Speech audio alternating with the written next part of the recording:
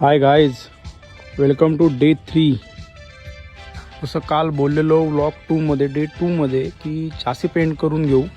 चासी paint झालेली आहे.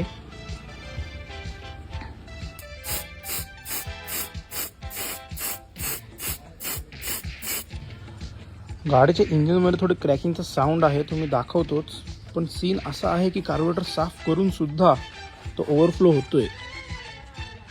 तर बघू आता, स्टार्ट तर करू गाडी आणि क्रॅकिंगचा साऊंड ऐकवतो आणि उद्या आपण गाडी हेड मेकॅनिककडे घेऊन जाऊ. आज संडे असल्यामुळे मेकॅनिक नसणार.